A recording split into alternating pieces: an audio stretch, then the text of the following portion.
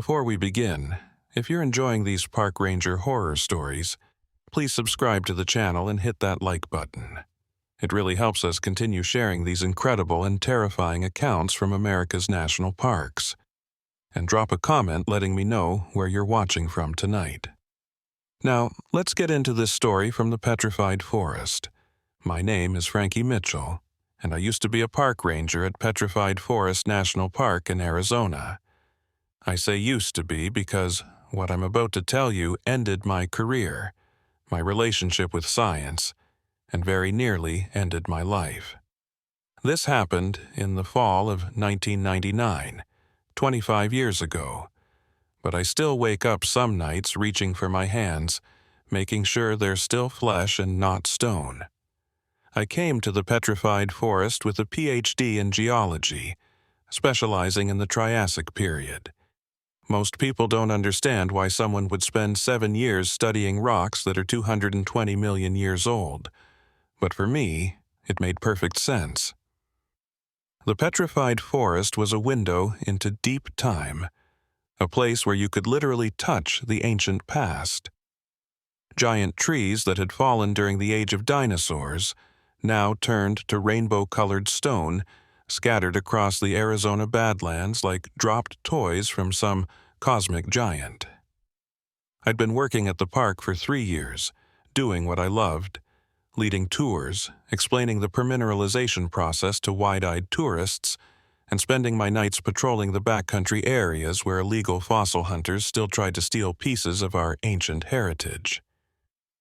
The Park Service took theft seriously. There's a federal law against removing petrified wood from the park, and we enforced it strictly. But despite the warnings, despite the hefty fines, people still tried. We'd find empty spaces where logs had been, tire tracks in the desert, evidence of saws and chisels. My partner on night patrol was Mark Reeves, a 15-year veteran of the Park Service with a weathered face and a dry sense of humor. Mark had taught me everything about the practical side of rangering, the stuff they don't teach you in graduate school, how to track illegal campers, how to navigate the badlands at night, how to tell which pieces of wood were most likely to attract thieves. It was a Thursday night in late September when everything changed. The air was cool, the kind of desert night where you could see every star in the sky. Mark and I were doing our usual patrol of the Blue Mesa area, one of the most beautiful parts of the park, where the petrified logs lay scattered among hills of blue, purple, and gray bentonite clay.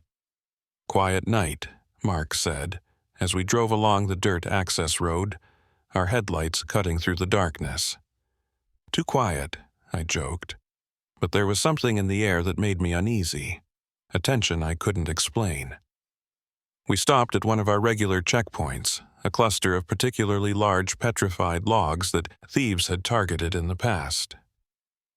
I got out of the truck with my flashlight, Mark following with the GPS unit we used to map and catalog any changes in the log positions. That's when I saw it. A new log, one that hadn't been there yesterday when I'd done the afternoon patrol. It was about 12 feet long, maybe 3 feet in diameter, lying in a small depression between two of the familiar logs. The wood was beautiful, striations of red, orange, and purple running through the stone, the kind of coloring you see in the finest specimens. But it shouldn't have been there. "Mark," I called out, "come look at this." He walked over, shining his light on the log. "Huh, that's new. I was here yesterday at 4 p.m. This wasn't here." "Maybe we just missed it before. These logs can blend in pretty well in certain light." I shook my head. "No. I walk this exact route every day. This is new." Mark knelt down, running his hand along the surface of the stone. "Well, it's definitely petrified, same composition as the others. But Frankie, this doesn't make sense. Petrified wood doesn't just appear. This is a 220-million-year-old fossil. It's been here since the Triassic." "I know what petrified wood is, Mark. I wrote my dissertation on it." I moved closer, examining the log more carefully. But look at the surface. It's too clean. No weathering, no erosion patterns. Most of these logs have been exposed to the elements for thousands of years. This one looks like it was just excavated. Maybe someone moved it here, trying to set up some kind of illegal sale or something. Who would move a 12-foot petrified log into the middle of the park? That's got to weigh 3,000 pounds. We spent the next hour documenting the log, taking photographs, measurements, GPS coordinates. Something about it bothered me, something I couldn't quite put into words. The stone felt wrong. Not the composition, but the presence of it. The next morning, I was back at the log with a core sampling kit. If this was a recently moved specimen, there might be evidence in the internal structure. I drilled carefully, extracting a thin cylinder of stone about 6 inches long. The sample showed the classic permineralization patterns, minerals filling the cellular structure of the original wood. Nothing unusual, except for one thing. As I examined the core sample under magnification back at the lab, I found organic material. Not fossil traces, but actual organic compounds. Fresh ones. Carbon-14 dating would be needed to be sure, but my initial analysis suggested this material was recent, as in days or weeks recent, which was impossible. I sent the sample to the USGS laboratory in Flagstaff, asking them to run a full spectral analysis. The results came back 3 days later, and when I read them, I had to sit down. The petrified wood was 220 million years old, exactly as expected for late Triassic specimens from the Chinle Formation, but embedded within the mineralized structure were traces of modern proteins, human proteins, and most disturbing of all, the mineralization process showed signs of being active. Not ancient. Active. The wood was still petrifying. I called an emergency meeting with the park superintendent and Mark. We gathered in the main office, the lab report spread out on the desk between us. "This has to be a contamination issue," the superintendent said, a nervous edge in his voice. "Someone touched the sample, left skin cells, something like that." "The proteins are embedded deep in the mineralized structure," I explained. "They couldn't have gotten there from surface contamination. They had to be there during the petrification process." "Frankie, that's not possible," Mark said. "Petrification takes millions of years. There's no mechanism for it to happen in days or weeks." "I know, but look at these electron microscope images." I pulled out the photos the lab had sent. "See these crystal formations?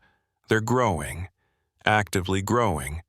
Whatever's in that log, it's not finished petrifying." The superintendent stood up, pacing. "Okay, let's assume for a moment this is real. What's the mechanism? How could something petrify in modern times?" "I don't know. But I want to take tissue samples from the area where we found the log. Soil, vegetation, anything organic. If there's an active petrification process happening, there might be other evidence." Mark volunteered to help with the sample collection. We went out that afternoon, equipped with sterile collection kits and protective gear. The protocol for handling potentially contaminated materials was strict, and we followed it to the letter. As Mark knelt down to collect a soil sample near the log, he stopped suddenly. "Frankie, my hand feels weird." "Weird how?" "Stiff, like the joints don't want to bend properly." He flexed his fingers and I heard a faint cracking sound. "When did it start?" "Just now. Probably just arthritis acting up. I'm not as young as I used to be." But over the next few hours as we collected samples, Mark's condition worsened. The stiffness spread from his fingers to his whole hand, then up his arm.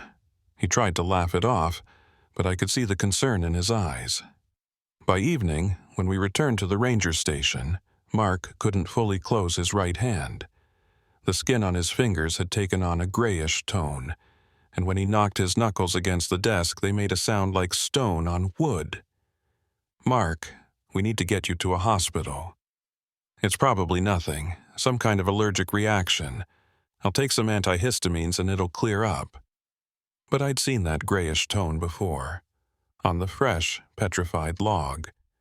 On the samples that showed active mineralization, Mark was petrifying. I insisted on driving him to the emergency room in Holbrook, the nearest town with a hospital. The ER doctor was baffled. He'd never seen anything like it. X-rays showed mineral deposits forming in Mark's finger bones, spreading through the joints like crystalline cancer. "Is this some kind of industrial exposure?" the doctor asked.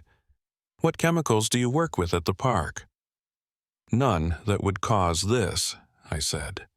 "We're park rangers, not miners." They admitted Mark overnight for observation and ran a battery of tests. I sat in the waiting room, my mind racing. If Mark was petrifying, if there was really an active process that could turn living tissue to stone, then that log hadn't appeared randomly. Someone, or something, had been petrified recently, within the last few weeks, and now Mark had been exposed to whatever caused it. I called the USGS lab explaining the situation, asking if there were any known compounds that could cause accelerated mineralization of organic tissue. The scientist I spoke with was skeptical but promised to look into it. In the meantime, I went back to the park to collect more samples. This time I wore full hazmat protection. The log was still there, exactly where we'd found it. But in the 3 days since our first visit, it had changed. The surface was more weathered now, the colors more faded. It looked more like the other ancient logs scattered around it, as if it was aging rapidly, catching up to its 220-million-year-old state. I took samples from the soil immediately around the log, from the vegetation, from the log itself. And that's when I found it. A boot print, pressed into the soft clay beside the log. Recent, maybe a few weeks old. And inside the boot print I found fragments of bone. Human bone. Partially mineralized. Someone had been standing here. And then they hadn't. I photographed everything, collected every sample I could find, and rushed back to the station. The lab results would take days, but I didn't have days. Mark's condition was deteriorating rapidly. By the second night in the hospital, the petrification had spread to his entire right arm. The skin was hard, gray, cracked in places like dried mud. When he tried to move his fingers, I could hear stone grinding against stone. "Frankie," he said, his voice strained. "Whatever this is, you need to stop it, not just for me. If this is contagious, if it can spread, I'm working on it, I promise." But I was terrified, because I'd seen the progression in the samples, the human proteins in the log, the bone fragments in the boot print, and now Mark. It was all connected, and it was accelerating. The third day, I received a call from the park superintendent. "Frankie, we've got a problem. 3 tourists just turned in petrified wood samples they took from the park. Said they felt guilty after reading the signs about the curse." The curse. You know, the old legend. Bad luck comes to anyone who takes rocks from the park. We've always dismissed it as superstition, a way to discourage theft. But these tourists, they all reported the same thing. Joint stiffness, skin discoloration, they're scared. The curse was real. Not superstition. Not bad luck. A real physical process that turned people to stone. I spent that night going through old park records, looking for any mention of similar cases, and I found them. Reports from the 1920s when the park was first established. Descriptions of workers who'd handled the petrified wood and developed strange symptoms. Stiffness, crystallization, eventual complete petrification. One report from 1923 described a geologist who'd become statue-like after spending a week excavating specimens. The report noted that he'd been buried in the park, his body too heavy to transport. There was a grave, somewhere in the park, a grave containing a fully petrified human being. And if I could find it, if I could study it, maybe I could understand the mechanism. Maybe I could save Mark. But I was running out of time. The hospital called with an update. Mark's petrification had reached his chest. His breathing was becoming labored as his rib cage slowly turned to stone. They were talking about transferring him to a research hospital in Phoenix, but they weren't sure his body could handle the transport. I had maybe 48 hours before Mark became a statue. I went back to the site of the fresh log one more time, searching the area in widening circles. If someone had been petrified here recently, there had to be more evidence, more remains. And then I found it. Not a grave, but a hole. A deep hole, maybe 10 feet across, descending into the earth at a sharp angle. The sides were smooth, glassy, as if the rock had been melted. And from deep below, I could feel warmth. Geothermal heat rising from somewhere far beneath the park. I shined my flashlight into the hole and saw them. Hundreds of them. Petrified logs, stacked vertically like pillars, descending into the depths. But these weren't lying horizontally like the ones on the surface. These were standing upright, like a forest frozen in stone. An underground forest. Still in place where the trees had originally grown, 220 million years ago. And deep below, barely visible in the darkness, something was glowing. A faint orange light, pulsing like a heartbeat. I knew then that the source of the petrification wasn't on the surface. It was down there, in the depths, where the ancient forest still existed in some impossible, living state. If I wanted to save Mark, I had to go down there. I had to descend into a 220 million year old forest that was somehow still alive, and pray I didn't become part of it. The next morning, I assembled climbing gear and called in a favor from a caving friend in Flagstaff. I didn't tell him what I'd found, just that I needed help exploring a newly discovered cave system in the park. He arrived that afternoon with ropes, harnesses, and enough equipment to descend safely. As we prepared to go down, my phone rang. The hospital, Mark's doctor. Miss Mitchell, I'm afraid Mark's condition has reached a critical stage. The petrification has spread to his internal organs. His heart is struggling to pump blood through increasingly mineralized arteries. We're doing everything we can, but how long does he have? Days, maybe less. I'm so sorry. I looked down into the hole, at the ancient forest waiting below, at the orange glow that might hold answers, or might hold death. Mark was counting on me, and I was about to descend into the earth, into deep time itself, hoping to find a cure hidden in stone and heat and impossibly preserved life. The descent took 2 hours. The heat increased with every foot we dropped, and the air became thick, almost syrupy. My caving friend kept asking if we should turn back, but I pushed on. I had to see the source. At the bottom, we emerged into a vast cavern. And there it was, a living Triassic forest. The trees weren't petrified, they were alive. Green bark, rustling leaves, roots that disappeared into cracks in the glowing stone floor. Impossible. Against every law of geology, biology, physics. But real. And in the center of the forest, the largest tree I'd ever seen.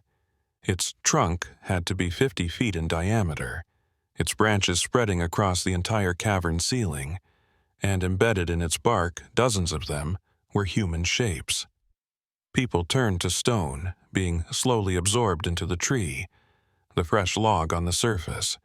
It had been a branch from this tree, a branch that had fallen, carrying with it the petrified remains of someone who'd gotten too close. And now I understood.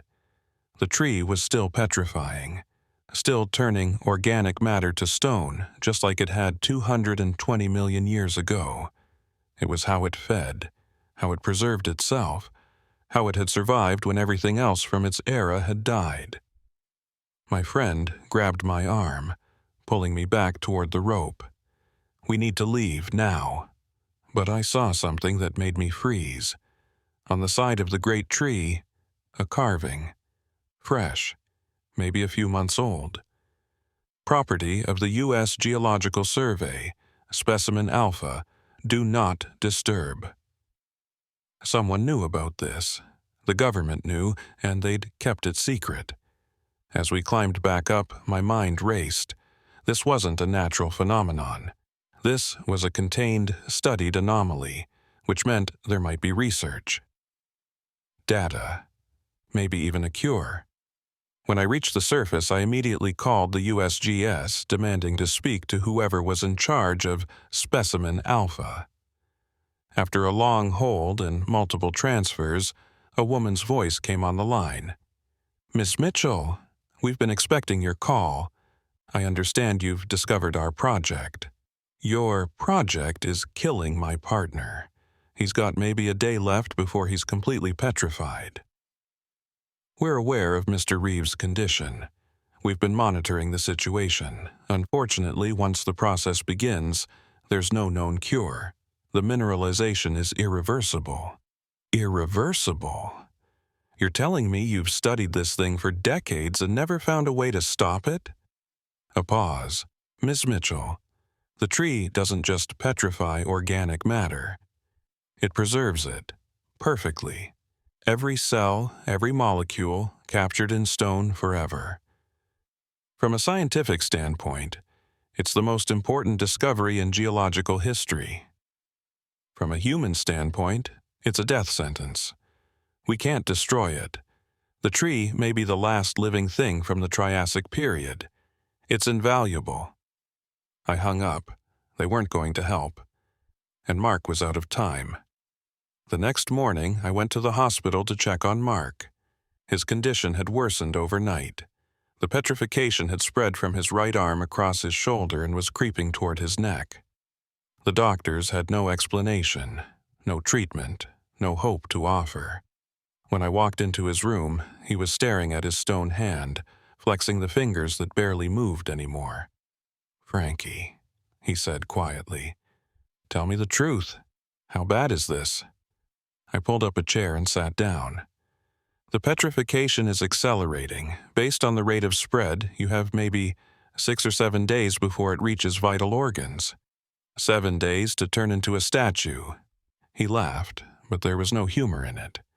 "That's not how I thought I'd go." "You're not going to go. I'm going to figure this out." "How?" "The government's been studying this thing for decades and they have no cure." "Because they don't want a cure. They want to preserve the tree, study it. But I don't care about their research. I care about you." Mark looked at me, and even with half his face still mobile, I could see the fear in his eyes. "What are you planning?" "I'm going back down to that cavern. I'm going to find out exactly what that tree is, how it works, and how to stop it. And if the government tries to stop you, then they better be ready for a fight." I left the hospital with a renewed sense of purpose. The clock was ticking. 7 days until Mark became a permanent addition to the Petrified Forest.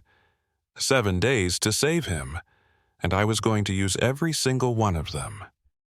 Day 2 of Mark's petrification, and I could already see the progression accelerating.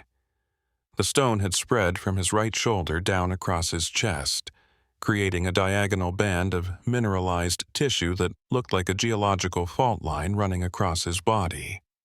When he breathed, I could hear the grinding of stone against stone, a sound that made my teeth ache. The hospital had isolated him in a private room, partly for observation, partly because the other patients were terrified. Rumors were spreading faster than the petrification itself. A curse, a plague, divine punishment for disturbing sacred ground. I spent that morning in the park archives, digging through every old report, every incident log, every scrap of documentation from the park's early days. If there had been other cases, there would be records, and I found them. 1922. A surveyor named Jacob Matthews reported unusual stiffening after handling petrified specimens. Dismissed from service 2 weeks later. No further records. 1928. 3 workers from the Civilian Conservation Corps developed stone-like growths on their hands and arms, transferred to an undisclosed medical facility, never returned. 1934. Dr. Eleanor Vance, a paleontologist from Princeton, spent 6 weeks excavating in the park. Her final journal entry: "The stones are warm. The stones are alive. I can feel them singing." Found 3 months later, fully petrified, sitting at her excavation site. Body never recovered, classified as geological anomaly. The pattern was clear. Every decade or so, someone would get too close to the source, handle the wrong specimen, and begin the transformation. And every time the government would step in, classify the case and make it disappear. But what was the mechanism? How did it spread? I took samples from the fresh log we'd found, from the soil around it, from the air itself. I needed to understand the vector. Bacteria? Fungal spores? Some kind of mineral aerosol? The USGS lab in Flagstaff called me that afternoon with preliminary results. "Dr. Mitchell, we've identified the agent. It's unlike anything we've seen before. Microscopic crystalline structures, almost like seeds, suspended in a silica matrix. When they come into contact with organic tissue, they trigger a cascade reaction. The body's own minerals, calcium, phosphorus, iron, they start to precipitate out of solution and form stone. How does it spread? Contact? Airborne? Both. The spores are released when petrified wood is disturbed, broken, or heated. They can remain dormant in the soil for decades, waiting for the right conditions. Can it be stopped? Neutralized?" A pause. "We're working on it. But Dr. Mitchell, this isn't a simple infection. This is a fundamental alteration of cellular structure. Even if we could kill the spores, the existing petrification wouldn't reverse." "I know. I just need to stop it from spreading further." That afternoon, 3 tourists came to the ranger station, all reporting the same symptoms Mark had shown: stiffness, gray discoloration, joint pain. They'd all taken small pieces of petrified wood as souvenirs 2 days earlier, despite the prominent signs warning against it. The curse was real. The warnings weren't just Park Service propaganda or superstition. They were legitimate safety measures against an active geological hazard. I quarantined the tourists, called the hospital, and tried to explain to increasingly panicked park administrators that we had a containment situation. But how do you contain something that's been lying dormant in the ground for millions of years? How do you quarantine an entire national park? That night, I received a call from an unknown number. "Dr. Mitchell, this is Vince Winters. I heard you've been looking into my old research." "Dr. Winters, I need to know everything you can tell me about that tree. My partner has maybe 5 days left." "I know. I've been monitoring the situation. The government keeps tabs on me, makes sure I don't talk, but they can't stop me from watching. What do you want to know?" "How do I stop it? The petrification. There has to be a way. There's only one way. Destroy the source. That tree underground, it's actively producing spores. As long as it lives, the infection will spread. Cut it down, burn it, collapse the cavern. I don't care how, but it has to be eliminated." The government won't allow that. The government has been protecting that tree since 1965. They think it's the most important paleontological discovery in history, a living link to the Triassic period. They'll let 1,000 people turn to stone before they'll let you destroy it. Then I'll do it without their permission. Good. But Dr. Mitchell, you need to understand what you're up against. That tree isn't just ancient, it's intelligent. It survived for 220 million years by adapting. by defending itself. It won't go quietly. What do you mean, intelligent? The woman I told you about, the researcher who got trapped in the tree in the 70s. Before she was fully absorbed, she managed to communicate. She said the tree was aware, that it could sense threats, could direct its growth, could choose its victims. She said it was afraid. Afraid of what? Of dying, of being the last of its kind. It's been alone down there for millions of years, and it's desperate to survive. The petrification, the absorption of organic matter, it's not just feeding. It's trying to preserve life in the only way it knows how, by turning it to stone. I felt a chill run down my spine. So every person embedded in that tree, they're not dead.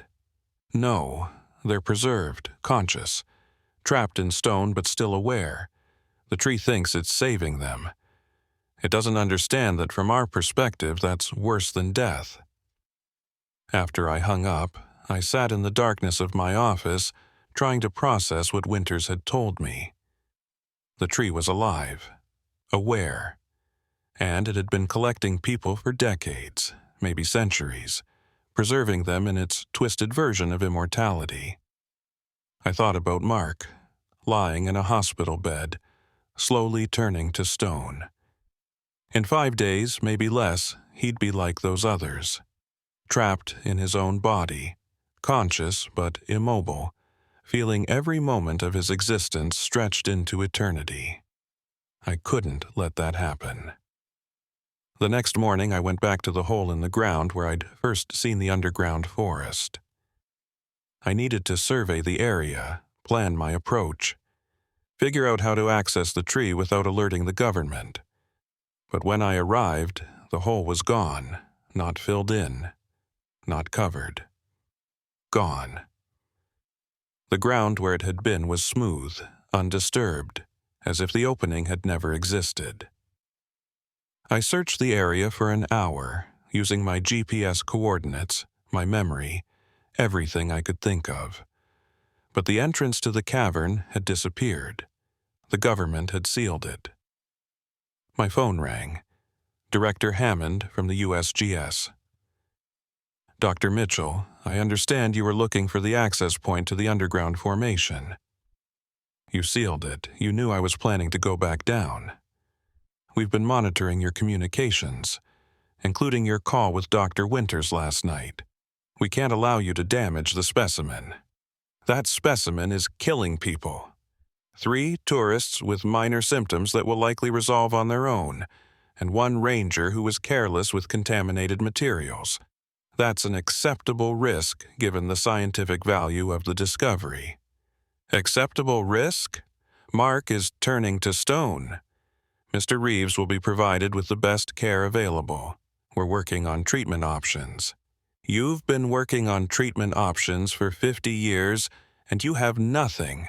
You're letting people die to protect a tree. We're protecting the last living organism from the Triassic period.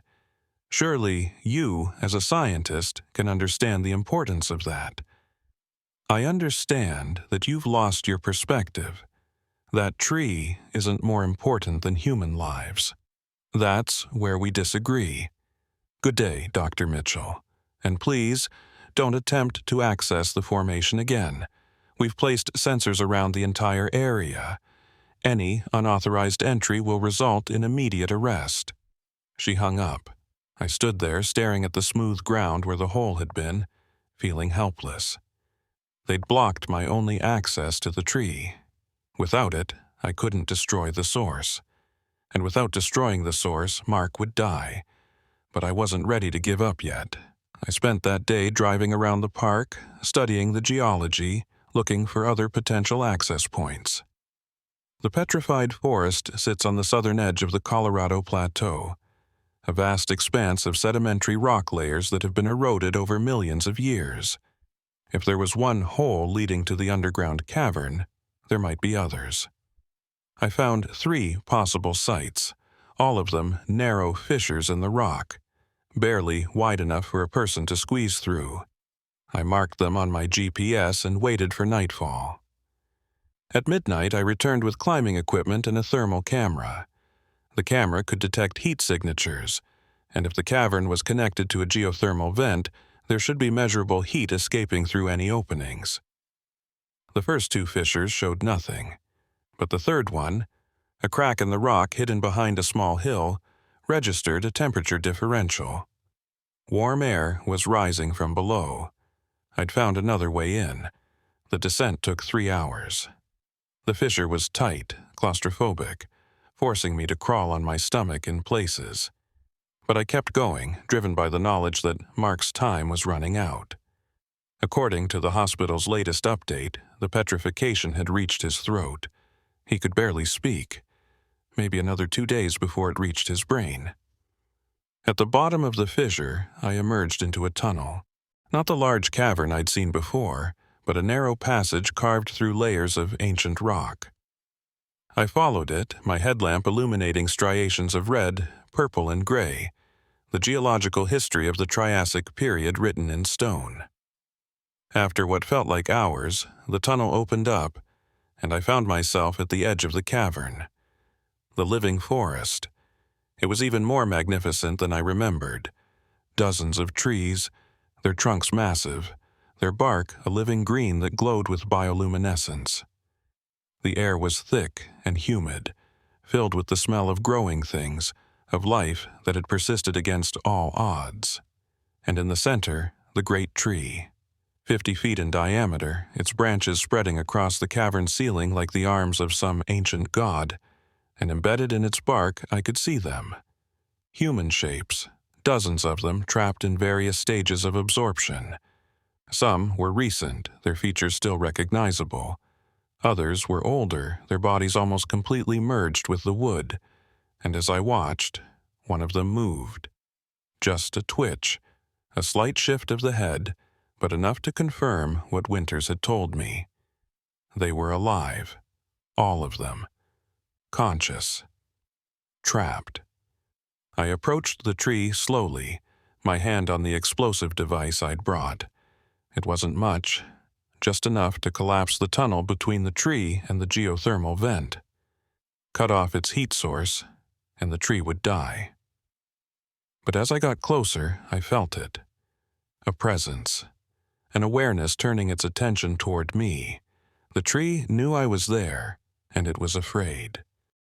The tree didn't move.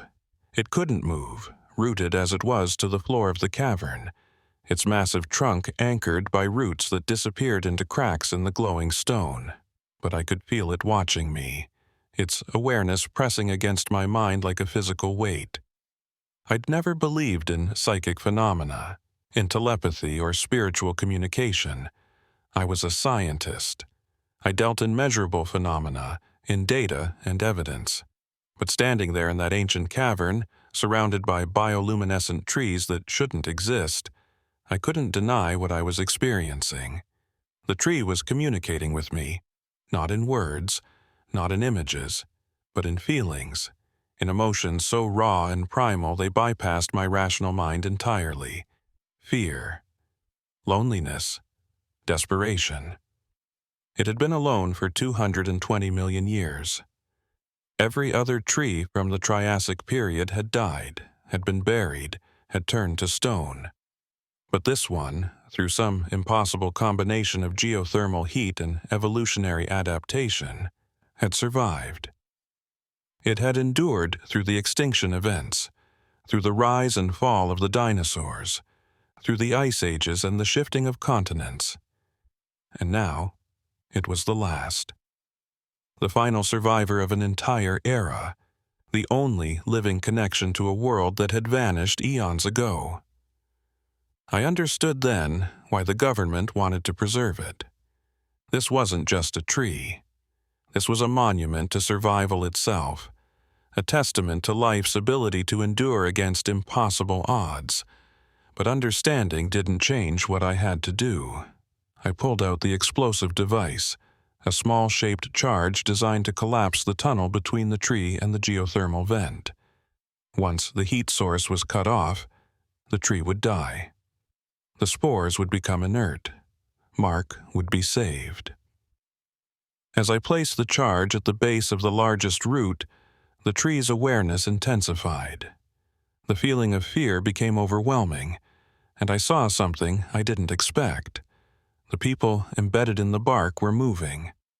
Not much, just slight shifts of position, but enough to see.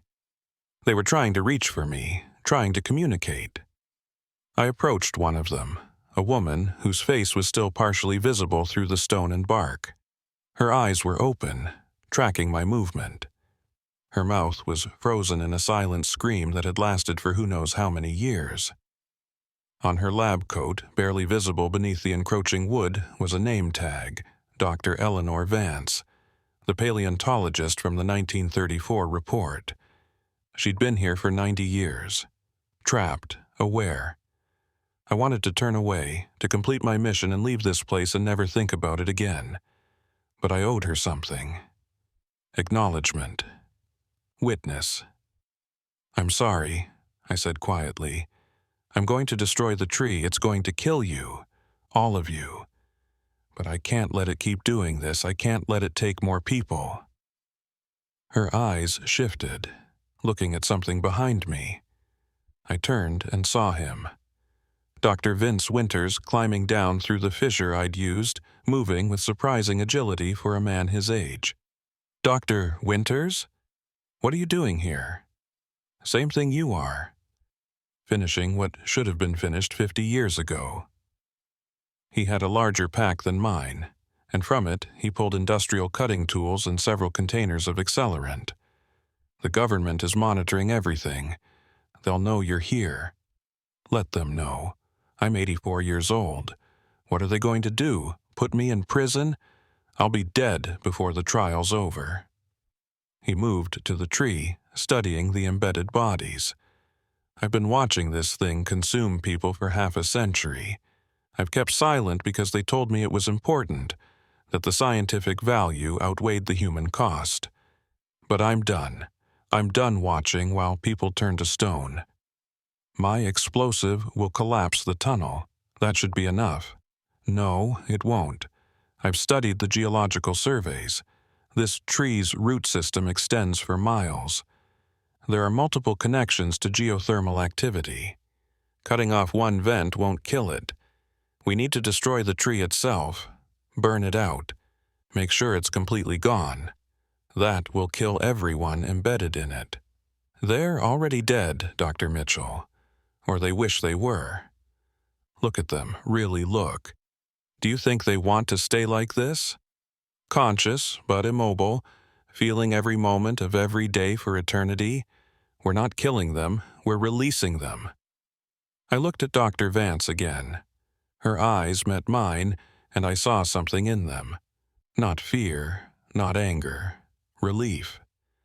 Winters was right. This wasn't murder. This was mercy. How long will it take?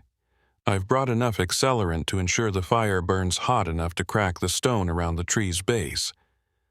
Once we ignite it, we have maybe 30 minutes to get out before the smoke and heat become lethal. Then let's do it. We worked quickly, placing accelerant around the base of the tree, soaking the bark, setting shaped charges in strategic locations to ensure maximum damage. The tree's awareness intensified with every action we took, the fear becoming almost unbearable. But I pushed through it. Mark had maybe 24 hours left. This had to work. As we prepared to ignite the accelerant, I heard voices from above. The government agents had found us. They were descending through the fissure, shouting orders, telling us to stop. "Light it now," Winters said, "before they can stop us." I hit the ignition switch. The accelerant caught immediately. Flames racing around the base of the tree, climbing up the trunk, spreading through the branches. The heat was instant and intense, driving us back. The embedded bodies began to crack, stone splitting away from flesh. The petrification reversing under the extreme temperature. For a brief moment, the people trapped in the tree were free. And then the flames consumed them, turning centuries of preserved life to ash in seconds. The tree itself began to burn, its ancient wood catching fire with surprising ease. The smoke filled the cavern quickly, thick and choking. Winters grabbed my arm, pulling me toward the fissure. "We have to go now." But as we ran, I heard it. A sound like nothing I'd ever experienced. The tree was screaming, not with voice, but with that same psychic pressure, broadcasting its pain and terror across every wavelength my mind could perceive. It knew it was dying, and it was afraid. We climbed through the fissure as fast as we could, the smoke following us, the heat making the rock too hot to touch. Behind us, I could hear explosions as the shaped charges detonated, collapsing sections of the cavern, burying the burning tree under tons of stone. We emerged into the cool night air just as government SUVs surrounded us. Agents rushed forward, pulling us away from the fissure as more explosions rumbled from below. Director Hammond was there, her face tight with rage. "Do you have any idea what you've done? That was the most important paleontological discovery in history." "That was a death trap," Winters replied, coughing smoke from his lungs. "And we just closed it. You'll be prosecuted for this, both of you. Federal destruction of protected resources, interfering with a government research project." "Save it," I said. "My partner is in a hospital turning to stone because of your protected resource. If destroying it saves him, I'd do it again." Hammond's phone rang. She answered, listened, and her expression changed. "The petrification, Mr. Reeves, it's stopped. The mineralization has ceased." I felt a wave of relief so intense I almost collapsed. "He's okay?" "Stable. The existing stone won't reverse, but it's no longer spreading." She looked at me, and for a moment I saw something other than anger. Maybe respect. Maybe understanding. "You saved him. And how many others?" Winters asked. "How many people didn't have someone willing to destroy that tree for them? How many died or worse were absorbed because you valued scientific discovery over human life?" Hammond had no answer to that. "They arrested us both, drove us to a federal facility, held us for questioning." But by morning, Winters had been released. He'd given a full confession, claiming sole responsibility for the destruction. The charges against me were dropped on the condition that I sign a comprehensive non-disclosure agreement. I never practiced geology again. I couldn't. Every time I looked at a rock, I thought about that tree, about the people trapped inside it, about the choice between preservation and mercy. Mark recovered, more or less. The petrification that had already occurred was permanent, but he learned to live with it. Half his body was stone, but half was still flesh. He could walk, talk, even smile, though the smile was lopsided. Dr. Winters passed away 2 years later. Natural causes. The government never prosecuted him. I attended his funeral, and at his request I spoke about what we'd done. Not the classified parts, just the broader truth. Sometimes scientific discoveries aren't meant to be preserved. Sometimes the ethical choice is destruction. But I kept one secret. A week before Winters died, he called me. "Dr. Mitchell, I need to tell you something. Something I didn't tell the government." "What is it?" "The tree. We didn't destroy it completely. The root system was too extensive. I've been monitoring seismic activity in the area. There's still heat fluctuation, still geological anomalies. You think it survived? I think we wounded it, badly. But life finds a way, doesn't it? Especially life that's survived for 200 million years. What should we do? Nothing. We've bought time, maybe decades, maybe centuries. But eventually, it will grow back. And when it does, someone else will have to make the choice we made. I think about that sometimes. About the tree, buried deep beneath Arizona, slowly regenerating. slowly spreading its roots back toward the heat that sustains it, about the people who might encounter it in the future, who might feel that same psychic pull, that same awareness pressing against their minds. And I wonder if we made the right choice, if destroying something irreplaceable, something unique in all of Earth's history could ever really be justified. But then I think about Mark, alive and scarred, but alive. And I know that given the choice again, I'd do the exact same thing. Some discoveries are too dangerous to preserve. Some knowledge comes at too high a cost. And some things that survived extinction maybe didn't survive for a reason. The flames consumed the tree with the ferocity I didn't expect. Ancient wood, preserved for 220 million years, burned like it had been soaked in kerosene. The heat drove us back toward the fissure. Our faces scorched, our lungs filling with smoke that tasted of sulfur and time itself. Behind us, the embedded bodies were cracking free from the bark. For brief moments, I could see them clearly. Dr. Eleanor Vance, the paleontologist from 1934. The researcher from the 70s who'd screamed for 5 years. Dozens of others, their faces frozen in expressions of terror or relief or something in between. And then the flames took them, turning preserved flesh to ash in seconds. After 90 years of imprisonment, of consciousness trapped in stone, they were finally released. The tree's psychic scream intensified as we climbed. It wasn't just fear anymore, it was rage, betrayal. This organism had survived every extinction event, every catastrophe, every change the Earth had thrown at it for 220 million years. And now, 2 humans with explosives and accelerant were ending it in minutes. I felt almost guilty. Almost. Then I thought about Mark, lying in a hospital bed with stone spreading through his chest, and I climbed faster. We emerged from the fissure just as the shaped charges detonated below. The ground shook, and a plume of smoke and ash erupted from the opening, followed by a blast of heat that singed my eyebrows. Behind us, I could hear the cavern collapsing, millions of tons of rock burying the burning tree and everything it had collected. Government SUVs surrounded us immediately, agents rushing forward with weapons drawn.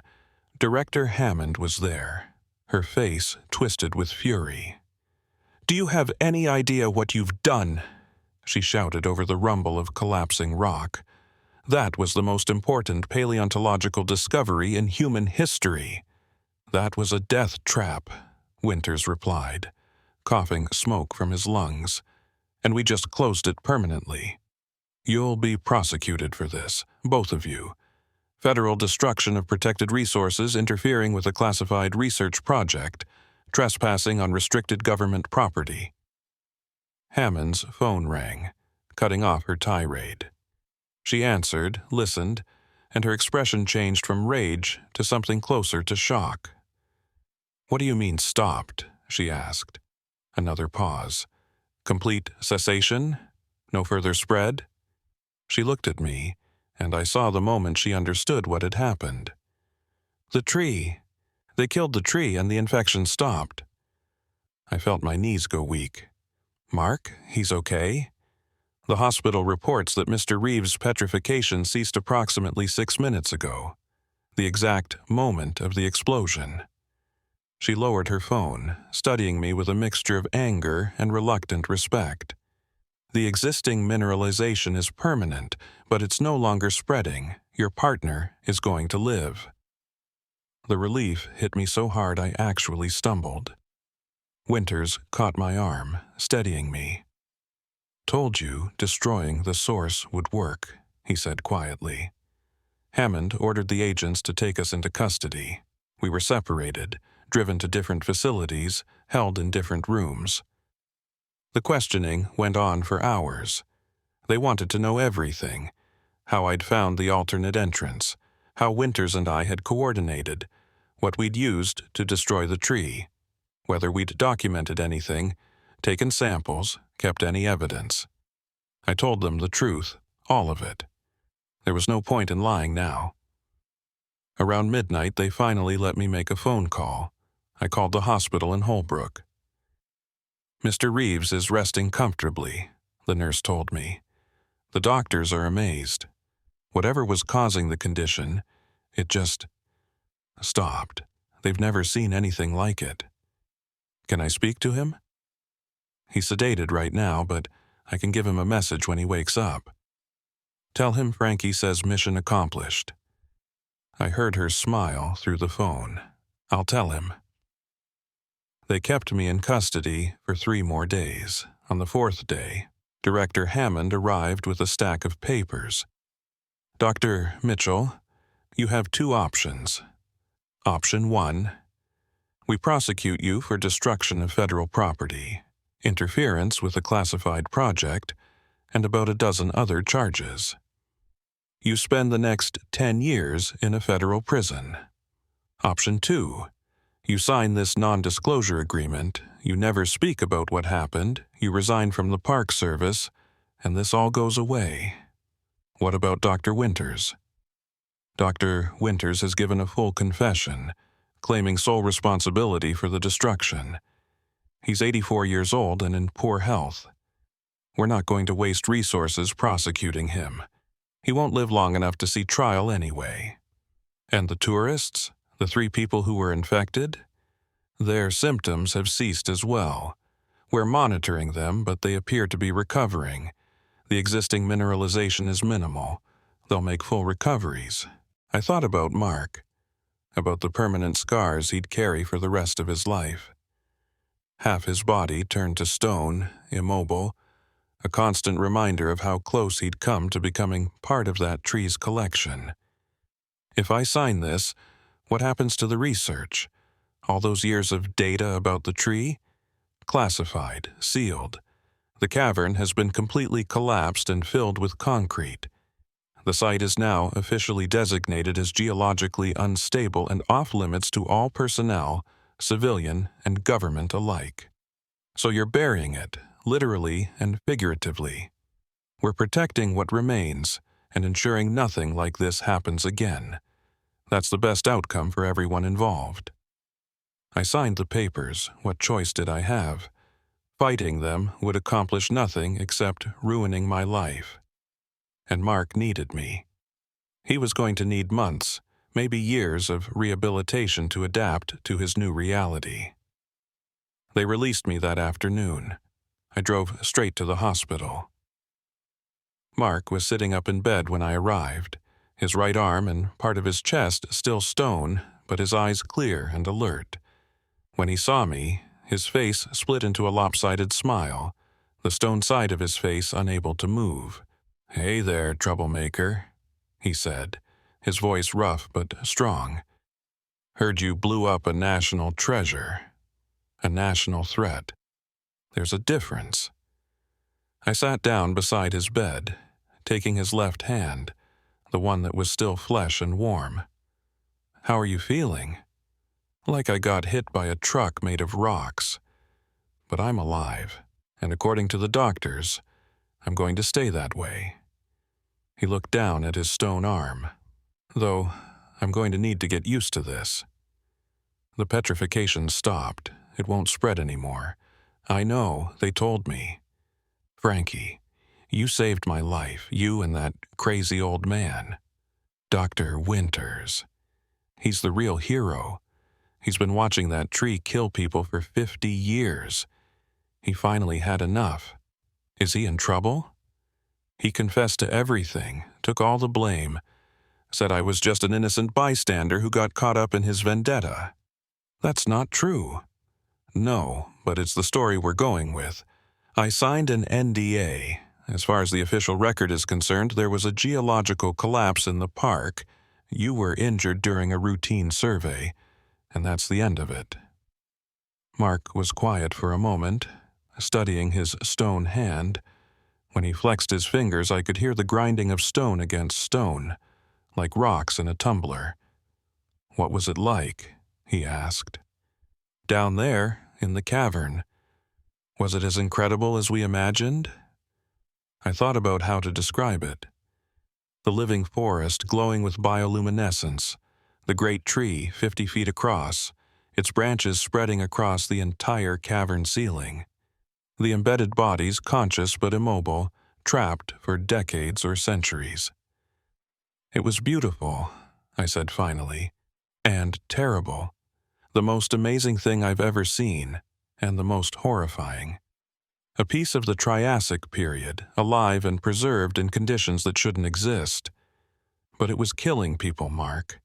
It had been killing people for a long time. Destroying it was the right choice. No regrets? Only one. That I didn't find it sooner. Maybe we could have saved more people.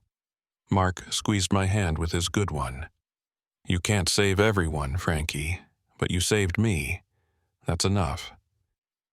I stayed with him through his recovery. The doctor said it would take months before he could walk properly again. Years before he fully adapted to having half his body turned to stone. The weight distribution was all wrong. His center of gravity had shifted. Simple tasks like standing up or sitting down required complete relearning. But Mark was determined. He worked harder at physical therapy than anyone I'd ever seen.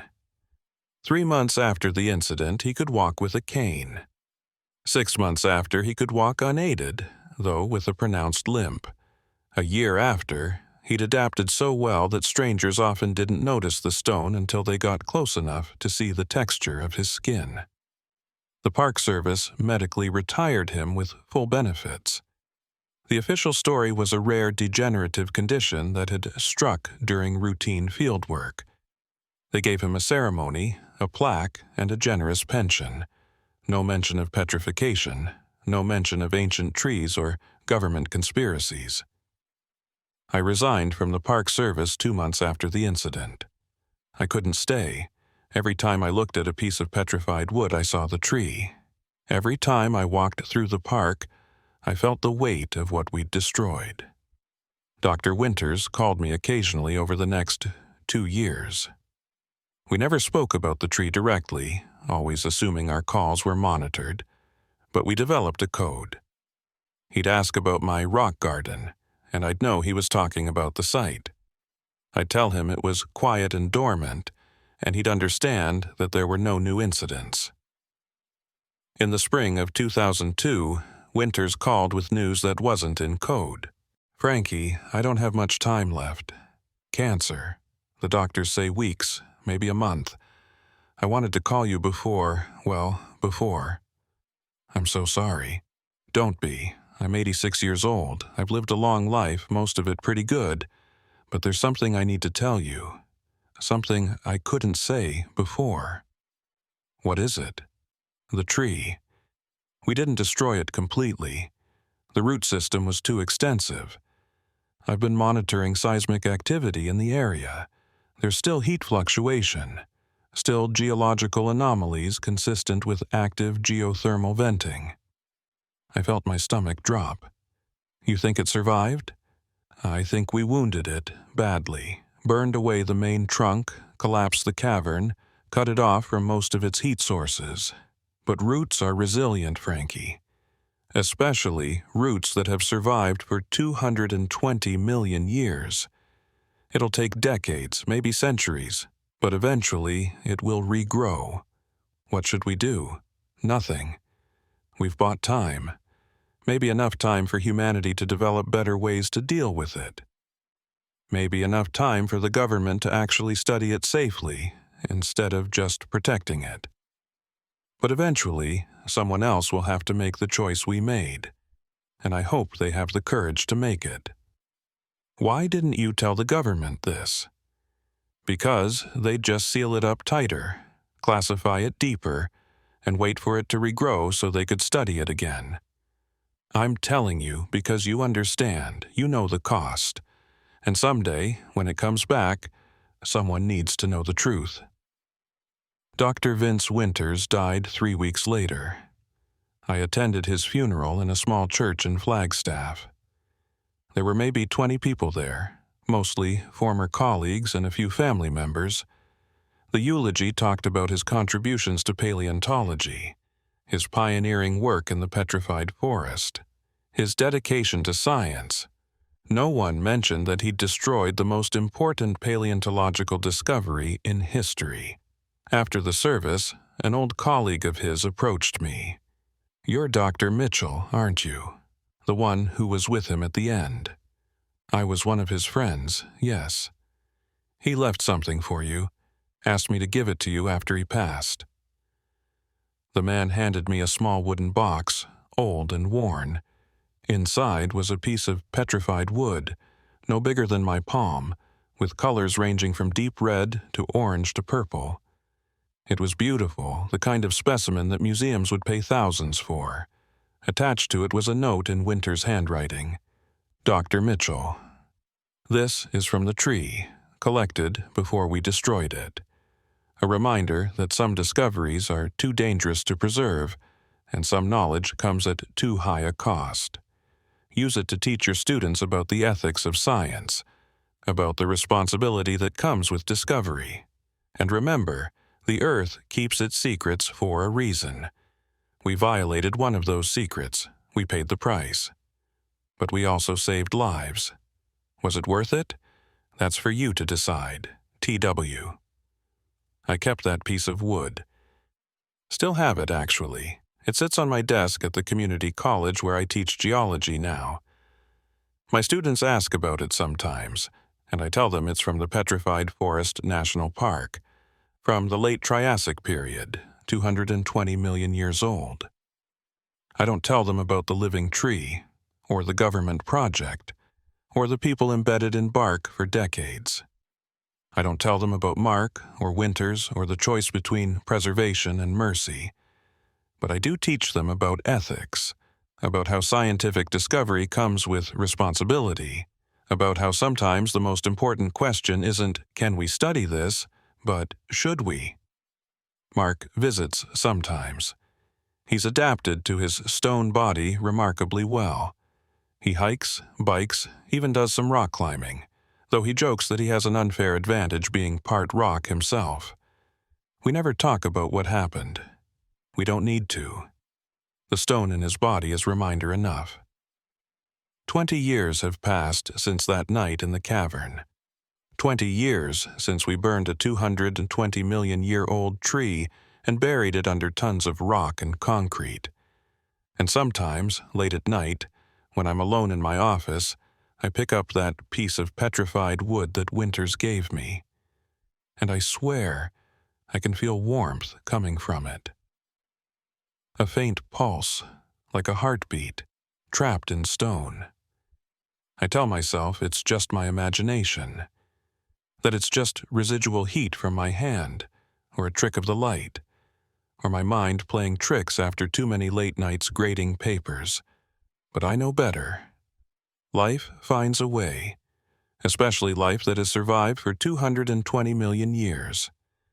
The tree is down there somewhere beneath Arizona, slowly regenerating, slowly spreading its roots back toward the heat that sustains it, slowly preparing to emerge again.